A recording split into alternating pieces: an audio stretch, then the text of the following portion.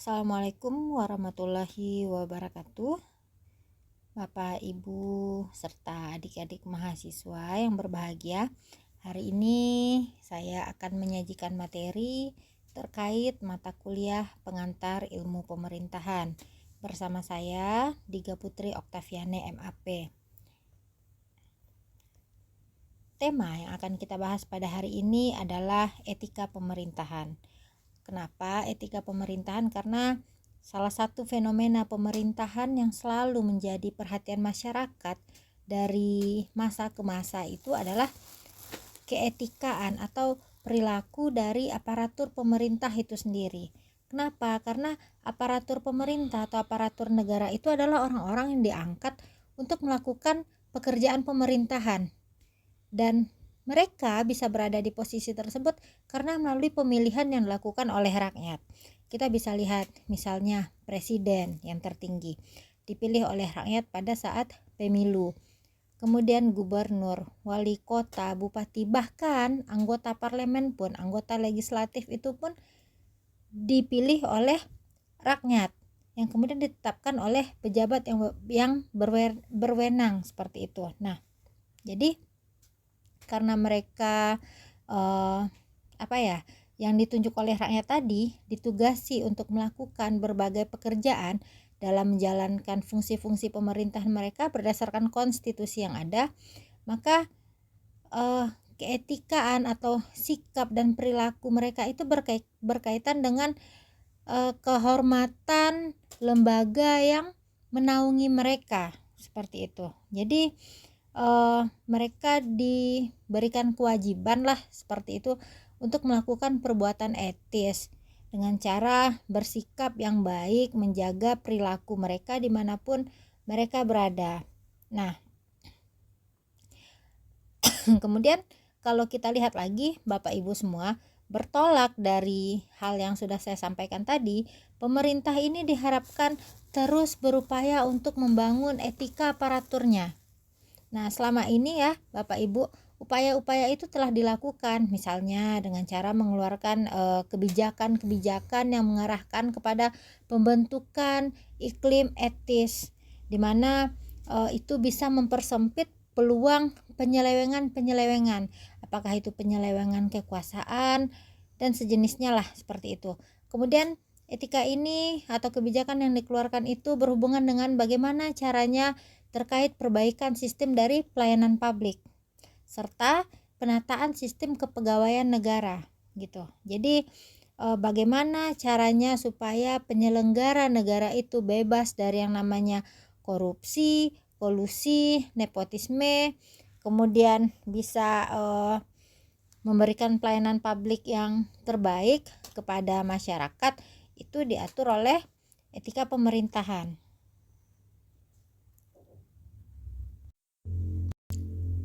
Nah, ini adalah konsep dari etika pemerintahan, di mana etika pemerintahan itu pertama kali dikenalkan oleh International City of Management Association atau ICMA pada tahun 1947 gitu. Jadi kalau kita lihat di sini, tujuan dari etika pemerintahan atau etika pemerintahan itu diperkenalkan dengan tujuan untuk melindungi kepentingan publik dari penyimpangan-penyimpangan yang dilakukan oleh para pejabat pemerintahan yang ada di dalam lembaga pemerintahan. Itu tujuan sebenarnya kenapa etika pemerintahan ini ada seperti itu, berdasarkan apa yang disampaikan oleh ICMA tadi. Nah, di sini ada 4 unsur atau 4 konsep bagaimana caranya seorang aparatur pemerintahan itu harus mampu melayani masyarakat secara hormat, penuh perhatian, sopan, tanggap, dan bla bla blanya di atas pelayanan terhadap diri sendiri. Nah, maksudnya di sini bagaimana? Maksudnya adalah pemerintah atau aparatur sipil negara atau aparatur pemerintahan itu harus melayani masyarakat, memenuhi kebutuhan pelayanan dasar masyarakat. Nah, pelayanan dasar itu pelayanan dalam bidang kesehatan, pelayanan dalam bidang administrasi, serta pelayanan di bidang pendidikan seperti itu. Nah, jadi pemerintah harus memberikan perhatian yang penuh, harus mendahulukan kepentingan masyarakat di atas kepentingan pribadi atau golongan gitu. Jadi pelayanan yang diberikan itu harus cepat tanggap. Pemerintah harus peka terhadap kondisi masyarakat yang ada di sekitarnya. Harus memberikan pelayanan dengan sopan, tidak memihak. Itu adalah poin yang pertama. Kedua, pemerintah harus menjalankan wewenang kebijakan menurut hukum yang berlaku untuk kepentingan umum. Jadi kebijakan yang dikeluarkan oleh pemerintah tadi itu difungsikan untuk memenuhi kebutuhan masyarakat. Kebutuhan masyarakat itu tidak hanya kebutuhan ekonomi saja ya Bapak Ibu, tetapi kebutuhan di bidang ideologi, politik, sosial, budaya, pertahanan, keamanan. Jadi kebijakan atau wewenang dari pemerintah tadi harus dilakukan sesuai dengan peraturan perundang-undangan atau hukum yang berlaku di negara ini gitu, di negara tersebut, yang ditujukan untuk kepentingan umum, sehingga tidak ada yang namanya penyelewengan kewenangan atau penyelewengan kekuasaan oleh pemerintah tadi. Nah, yang ketiga itu adalah menerima sebagai suatu kewajiban pribadi tanggung jawab untuk mengikuti perkembangan baru terhadap masalah-masalah yang muncul dan menangani urusan masyarakat dengan kecakapan, keahlian, kelayakan, sikap tidak efektif, memihak, dan efisien. Nah, maksudnya bagaimana di sini? Jadi pemerintah itu memiliki kewajiban atau tanggung jawab untuk menanggulangi semua masalah-masalah yang terjadi di masyarakat berdasarkan keahlian yang mereka miliki. Jadi tidak semua urusan di masyarakat juga sih yang harus diurusi oleh pemerintah, tetapi urusan-urusan yang berhubungan dengan pekerjaan pemerintah, yang berhubungan dengan tugas, pokok, dan fungsi dari aparatur pemerintahan tadi. Nah, pemerintah dalam menyelesaikan permasalahan ini tidak boleh bersifat memihak. Terkadang kan ada misalkan dalam mengeluarkan kebijakan itu disampaikan bahwa hukum itu tumpul ke atas tetapi tajam ke bawah. Nah, sebagai aparatur pemerintahan yang baik itu tidak boleh dilakukan oleh pejabat pemerintahan. Kenapa? Karena itu diatur oleh yang namanya etika pemerintahan. Jadi ada kode etik bagi administrator publik tadi, seperti itu. Sehingga semua tugas-tugas yang dilakukan oleh pejabat pemerintahan tadi itu harus berusaha untuk membangkitkan keyakinan dan kepercayaan publik terhadap pemerintah gitu. Jangan sampai karena keahlian yang dimiliki kurang atau adanya sikap memihak pada salah satu pihak menyebabkan penurunan kepercayaan publik terhadap pemerintah. Kemudian ada yang keempat, yaitu mendukung, melaksanakan, dan mendahulukan penempatan tenaga kerja menurut penilaian, kecakapan, bla bla bla bla dari segenap unsur masyarakat. Jadi penyerapan tenaga kerja di bidang pemerintahan itu harus disesuaikan dengan kompetensi yang dimiliki oleh si calon pekerja tadi. Jadi supaya apa? Supaya urusan-urusan atau kebutuhan masyarakat tadi bisa dipenuhi dengan baik. Karena pada dasarnya aparatur sipil negara itu bertugas untuk melayani masyarakat. Mereka adalah pejabat publik yang memberikan pelayanan kepada masyarakat secara efektif, efisien, ekonomis. Kan seperti itu Bapak Ibu ya. Jadi orang-orang yang harus ditaruh itu adalah orang-orang yang memang ahli di bidangnya, orang-orang yang memang kompeten di bidangnya. Jangan sampai misalkan seorang sarjana agama dijadikan kepala bidang keuangan. Jangan sampai seperti itu. Pada zaman dahulu itu sering terjadi dikarenakan ada yang namanya kolusi dan nepotisme antar pejabat pemerintahan. Tetapi kalau sekarang tidak boleh lagi, karena fokusnya itu adalah menciptakan pelayanan publik yang baik gitu. ada yang namanya good governance, tata kelola pemerintahan yang baik. Nah, tujuan atau upaya untuk menuju good governance itu adalah dengan menempatkan orang-orang yang memang ahli di bidangnya sesuai dengan kemampuan yang mereka miliki gitu.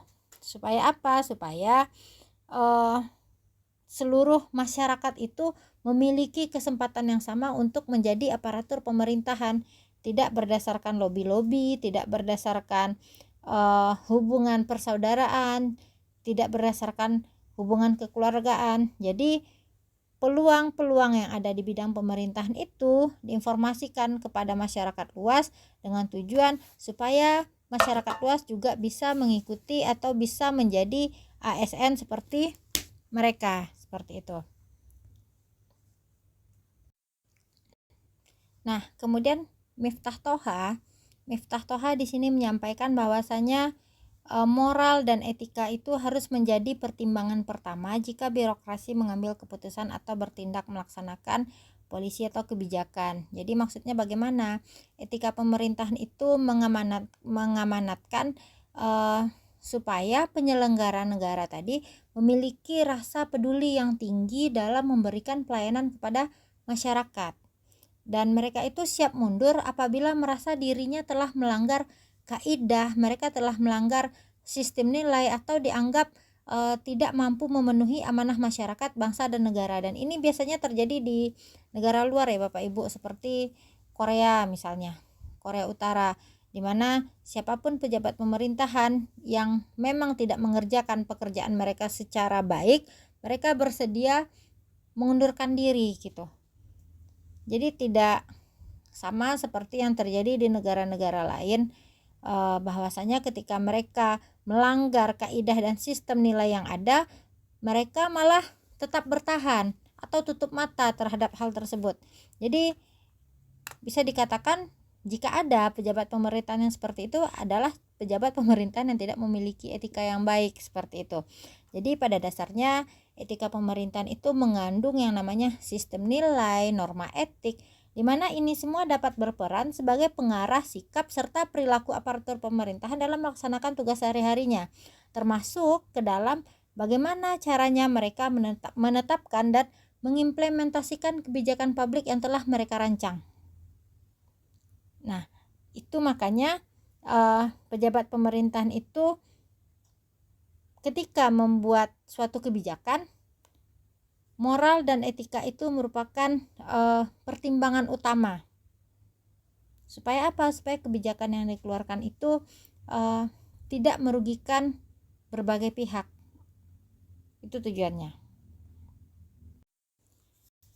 Nah, ini adalah kesimpulan dari beberapa pendapat yang sudah kita bahas tadi, di mana etika pemerintahan itu dapat disimpulkan bahwasanya sebagai kajian teoritik secara filosofi dan teologis tentang baik buruk secara moral perilaku aparatur pemerintahan. Dan yang kedua itu saya menyimpulkan bahwasanya etika pemerintahan itu merupakan sistem nilai atau norma dan kumpulan azas moral yang dijadikan pegangan, acuan, pedoman, ukuran perilaku aparatur pemerintah sehari-hari. Jadi kita dapat sampaikan bahwasanya etika pemerintahan itu terkadang dikatakan etika pejabat publik. Karena apa? Karena aparatur pemerintahan itu berada di sektor publik dan mereka itu ada ditujukan untuk mengurus kepentingan masyarakat luas, kepentingan publik, kepentingan umum, baik itu yang dipilih ataupun yang tidak dipilih, yang tergolong pegawai negeri atau bukan, karena yang memberikan pelayanan publik atau pelayanan kepada masyarakat itu tidak hanya ASN ya Bapak Ibu, pegawai BUMN juga pada dasarnya memberikan pelayanan kepada masyarakat. Jadi dengan demikian keetikaan pemerintah pada hakikatnya adalah keetikaan orang-orang yang bekerja dalam organisasi pemerintahan atau orang-orang yang bisa kita katakan bahwa mereka itu adalah pejabat publik gitu. Jadi etika pejabat publik itu berhubungan dengan perbuatan seseorang yang memegang jabatan tertentu yang berhubungan dengan pelayanan publik. Jadi secara etis seorang pejabat itu tidak bisa memisahkan antara perbuatannya dalam pekerjaan dengan perbuatannya di luar pekerjaan. Maka dari itu, etika pejabat publik itu bukan hanya berlaku pada saat jam dinas saja Bapak Ibu, tetapi juga berlaku bagi perilaku keseharian di luar dinas, termasuk termasuk perbuatan dari keluarga mereka. Gitu. Itu yang terjadi. Jadi kalau kita lihat pada tahun 2001 ya kalau saya tidak salah, itu sudah dirancang naskah akademik terkait rancangan undang-undang etika pemerintahan. Kenapa? Karena kalau kita kaji ini lebih dalam, etika pemerintahan itu sebenarnya cukup luas, yakni menjangkau seluruh penyelenggara pemerintahan dalam arti luas. Nah, pemerintahan dalam arti luas kita kan sudah bahas ya Bapak Ibu ya. Ada eksekutif, ada legislatif, ada yudikatif. Yang mana ketiga lembaga tersebut berada di semua tingkatan pemerintahan, baik itu pemerintahan pusat maupun pemerintahan daerah. Jadi dengan demikian, etika pemerintahan tadi bukan hanya untuk birokrat saja, tetapi juga untuk non-birokrat. Non-birokrat itu adalah pejabat yang dipilih, baik itu aparatur sipil negara ataupun bukan. Baik itu pegawai kementerian, pegawai badan usaha milik negara dan sejenisnya. Yang penting mereka bertugas di semua tingkatan pemerintahan. Jadi mereka itu harus mematuhi yang namanya kode etik pemerintahan atau kode etik atau etika dari pemerintahan tadi, seperti itu. Nah, kita bisa lihat bahwa ini adalah sumber dari etika pemerintahan. Pertama kita bisa lihat itu, yang pertama ada agama. Agama itu berdasarkan norma dan nilai masyarakat. Nah, jadi sebenarnya norma etika yang dianut atau dipegang pada suatu bangsa itu sebenarnya tidak sama ya Bapak Ibu dengan yang dipakai oleh bangsa lain gitu.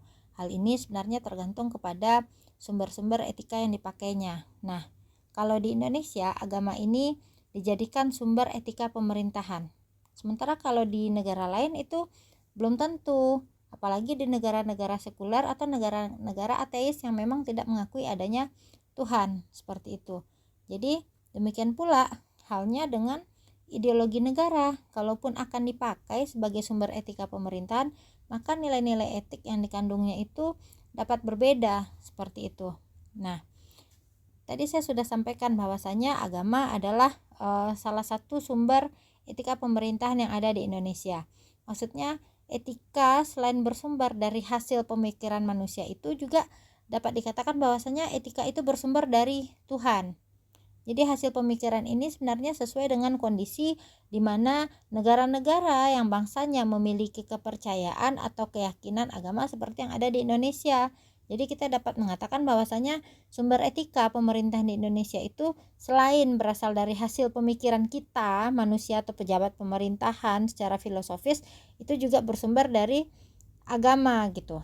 Jadi etika pejabat publik itu terdapat dalam sumber-sumber etika dimulai dari agama sampai kepada perintah atasan. Nah, itu yang terjadi. Kemudian kita juga bisa melihat bahwasanya dari agama tadi, agama merupakan posisi teratas, kemudian ada perintah atasan yang berada pada posisi terbawah. Tadi kita sudah jelaskan kenapa agama itu merupakan salah satu sumber etika bagi pemerintahan. Nah, kemudian kita juga bisa melihat dari gambar ini bahwasanya ada etika perilaku pejabat publik tadi sebenarnya itu diukur pertama-tama oleh peraturan yang ada dalam organisasi atau lembaga di mana mereka bekerja, seperti itu, lembaga yang bersangkutan. Nah, bisa saja terjadi berdasarkan aturan tersebut dinilai etis, tetapi jika diukur oleh aturan yang lebih tinggi ternyata ini tidak etis Bapak Ibu. Dan bisa jadi juga atau mungkin pula berdasarkan peraturan pemerintah, undang-undang ini dinilai etis, tetapi menurut norma masyarakat itu tidak cocok gitu. Begitu seterusnya sampai ke atas. Sehingga bila diukur oleh norma buatan manusia masih etis, tetapi jika diukur oleh norma agama belum tentu. Sehingga bisa kita katakan bahwasanya makin tinggi derajat norma dan makin luas keberlakuannya, maka norma itu makin kuat dipakai untuk mengukur etis atau tidak etisnya perilaku seorang pejabat publik. Jadi itu yang terjadi. Walaupun nantinya di Indonesia ada lagi khusus mengenai sumber-sumber etika dari peraturan perundang-undangan di Indonesia ini, hierarkinya juga ada sebenarnya Bapak Ibu. Hierarkinya itu dapat mengikuti ketentuan yang sudah ada. Ya, misalnya Undang-Undang Dasar 1945. Kemudian kalau dulu ya ada yang namanya TAP MPR Bapak Ibu. Kalau dulu TAP MPR itu, setelah itu baru ada yang namanya undang-undang.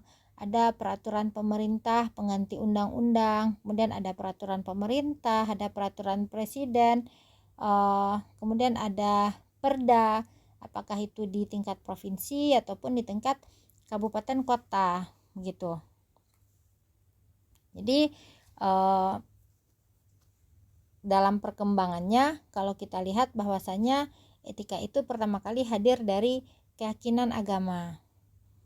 Kemudian paling bawah itu ada perintah atasan. Jadi sangat disadari bahwasanya pengetahuan manusia tentang kebenaran yang dicari dengan menggunakan nalarnya itu sangat terbatas Bapak Ibu. Sehingga apa yang dikatakan kebenaran itu mereka seperti kita manusia ini menganggap bahwasanya kebenaran itu sifatnya relatif. Makanya kalau bagi kita penganut agama, penganut nilai dan norma etik dari agama, itu diyakini bahwasanya kebenaran itu absolut, kebenaran itu mutlak, tidak diragukan lagi, sehingga diaplikasikan dan diyakini bahwasanya akan memperoleh nilai positif di hadapan Tuhan, di hadapan Allah Subhanahu wa taala, seperti itu. Itu dikarenakan kita adalah makhluk ciptaan Tuhan. Itu yang terjadi Bapak Ibu semua. Oke, kita lanjut ya Bapak Ibu. Nah, setelah adanya agama, ada yang namanya ideologi negara. Nah, kalau di Indonesia ideologi negara kita adalah Pancasila, di mana Pancasila itu merupakan landasan ideal bagi kita bangsa Indonesia dalam membangun, memelihara persatuan dan kesatuan bangsa demi tegaknya NKRI. Seperti itu. Jadi Pancasila itu merupakan kristalisasi dari nilai-nilai kehidupan bangsa Indonesia yang kemudian disusun dalam kalimat-kalimat yang sederhana dan bisa kita katakan secara historis kebangsaannya bahwasanya Pancasila ini adalah pencerminan dari perjuangan bangsa sejak adanya gerakan emansipasi Kartini, Budi Utomo, Sumpah Pemuda, proklamasi.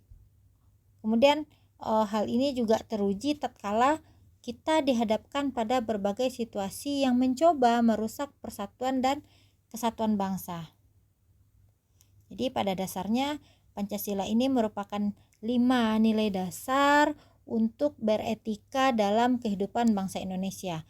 Dan kelima nilai dasar itu mencerminkan penghargaan pada prinsip-prinsip ketuhanan yang Maha Esa, kemanusiaan, kebangsaan, demokrasi, terus keadilan sosial, yang kesemuanya itu tujuannya adalah untuk mencerminkan harkat dan martabat dari manusia yang beradab.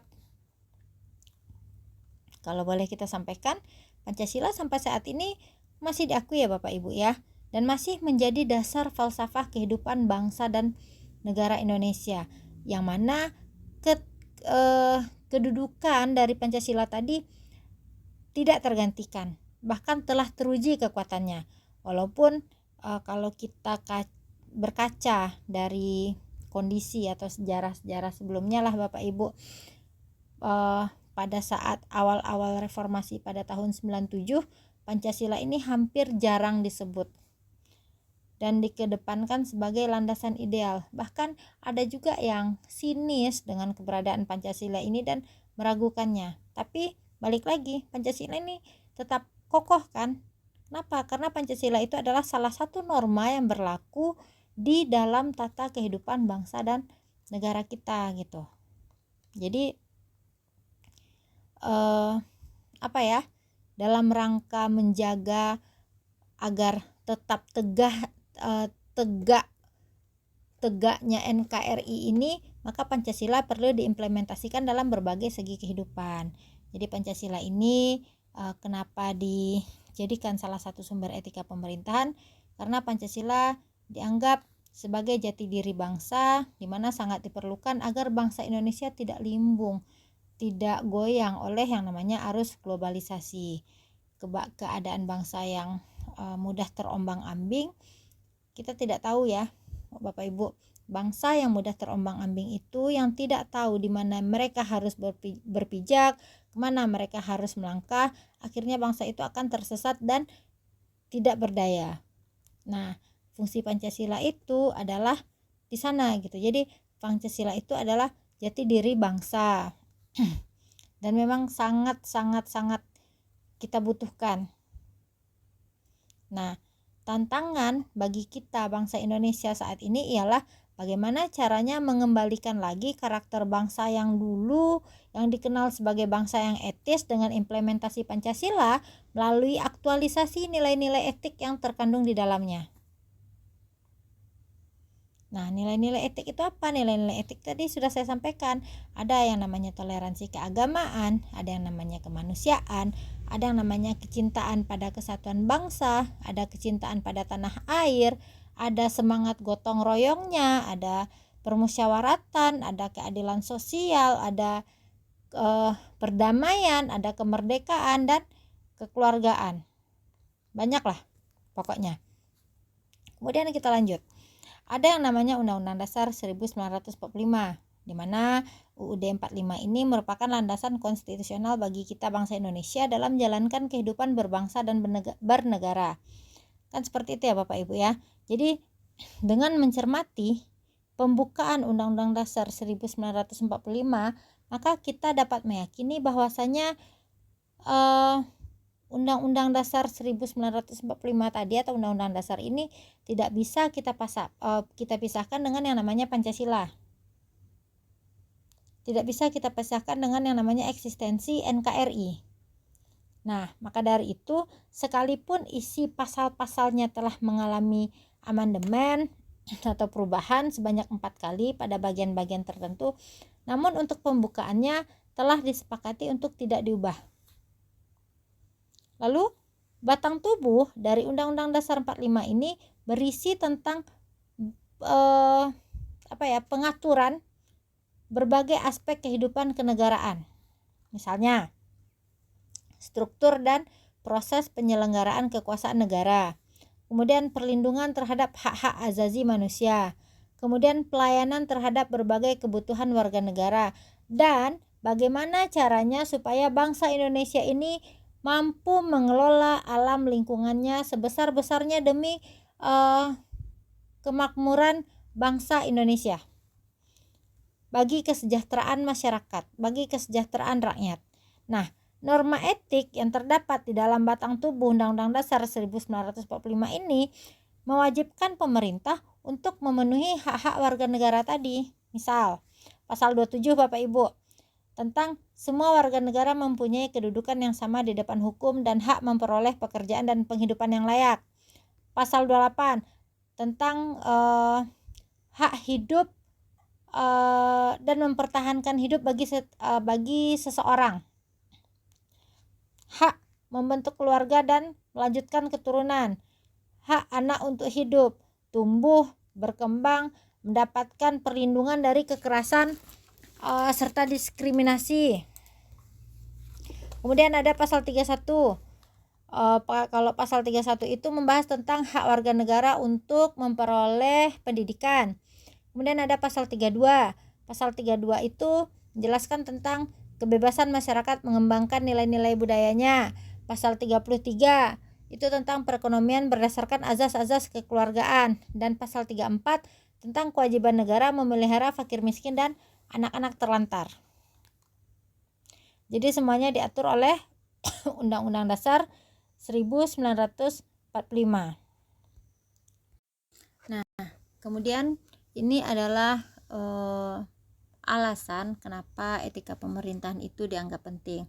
Pertama, keberhasilan pembangunan yang telah meningkatkan dinamika dan kecepatan perubahan dalam lingkungan birokrasi. Yang kedua, masalah-masalah yang dihadapi oleh birokrasi pemerintah di masa mendatang akan semakin kompleks. Jadi kalau kita lihat keberhasilan pembangunan itu bisa terjadi atau bisa tercapai apabila aparatur pemerintahannya itu memang memiliki perilaku yang baik. Ya, perilaku yang baik itu jujur, bertanggung jawab, transparan, kompeten di bidangnya, dan banyaklah. Nah, keberhasilan pembangunan tadi itu bisa meningkatkan dinamika dan kecepatan perubahan dalam lingkungan birokrasi. Jadi apabila satu proses pembangunan itu berjalan dengan lancar, maka dinamika yang terjadi dalam pemerintahan itu akan bagus gitu. Kenapa? Dengan adanya peningkatan dalam dengan adanya keberhasilan pembangunan, maka kepercayaan publik terhadap pemerintah itu akan meningkat, sehingga memberikan dampak positif dalam lingkungan birokrasi. Jadi kalau kepercayaan publik meningkat, otomatis kinerja pemerintahannya bagus, dan itu bisa menimbulkan melahirkan paradigma positif terhadap aparatur pemerintahan gitu. Kemudian masalah-masalah yang dihadapi oleh birokrasi pemerintahan di masa yang mendatang akan semakin kompleks. Jadi permasalahan pemerintahan itu kan tidak satu atau dua saja ya Bapak Ibu, sangat banyak gitu. Jadi dengan adanya etika pemerintahan, maka kita bisa meminimalisir kondisi-kondisi yang tidak diinginkan dalam birokrasi pemerintahan. Karena apa? Karena birokrasi tersebut diisi oleh birokrat-birokrat yang baik, yang bagus, yang memang yang memang bisa bekerja dengan sungguh-sungguh gitu. Jadi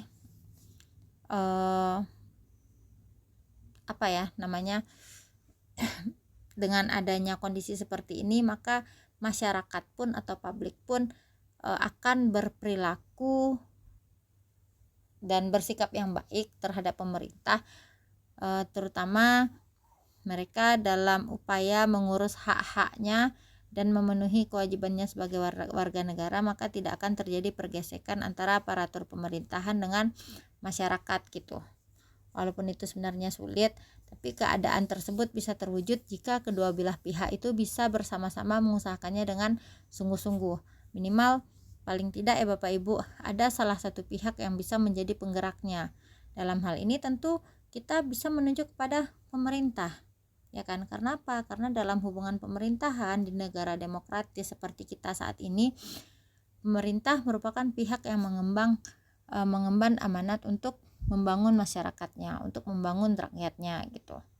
Jadi pembinaan etika oleh pemerintah bagi aparaturnya itu bukanlah kewajiban bersyarat gitu, tapi sebenarnya kewajiban tidak bersyarat menurut saya ya. Karena apa? Karena pada diri pemerintah itu ada kewajiban untuk menunjukkan kinerja pemerintahan dalam mensejahterakan rakyatnya melalui aparatur-aparatur yang ada di bawahnya gitu. Nah, kinerja yang diharapkan tadi bukan hanya mengenai kesejahteraan masyarakat secara fisik saja, tetapi juga non fisik. Jadi hubungan antara negara yang diwakili oleh pemerintah dan masyarakat itu dapat dilihat melalui bagaimana caranya pemerintah memberikan perlindungan terhadap hak-hak asasi manusia dan upaya-upaya pemenuhan kebutuhan dasar manusia tadi gitu. Itu alasannya. Jadi dapat kita katakan bahwasanya secara etis semua kekuasaan negara yang dijalankan oleh pemerintah pada dasarnya adalah untuk melayani manusia yang menjadi penduduknya. Jadi kinerja pemerintah dalam memberikan pelayanan kepada masyarakat harus diupayakan sebaik mungkin dalam tujuannya, prosesnya, serta hasil yang diberikan. Karena kalau kita lihat apabila kesejahteraan rakyat terus meningkat dalam segala aspeknya, maka citra pemerintah pun akan positif dengan sendirinya. Dan jika kesejahteraan masyarakat itu buruk, maka citra pemerintahan pun akan buruk gitu. Sehingga pemerintah itu akan mengalami yang namanya krisis legitimasi atau krisis kepercayaan dari masyarakat terhadap pemerintah. Hal ini diakibatkan oleh rendahnya tingkat kompetensi etik aparatur pemerintahan pada umumnya dalam membuat dan mengimplementasikan kebijakan publik yang mereka keluarkan, terutama yang menyangkut fungsi pengaturan, fungsi pembangunan, serta pelayanan publik. Makanya pembinaan kompetensi etik aparatur pemerintahan itu merupakan salah satu cara yang dinilai penting untuk menghadirkan legitimasi pemerintahan secara wajar. Nah, mungkin kalau untuk hari ini cukup sekian materi dari saya. Silakan Bapak Ibu baca kembali buku-buku atau jurnal-jurnal terkait etika pemerintahan ini. Terima kasih banyak. Salah kata saya minta maaf. Wabillahi taufik wal hidayah. Assalamualaikum warahmatullahi wabarakatuh.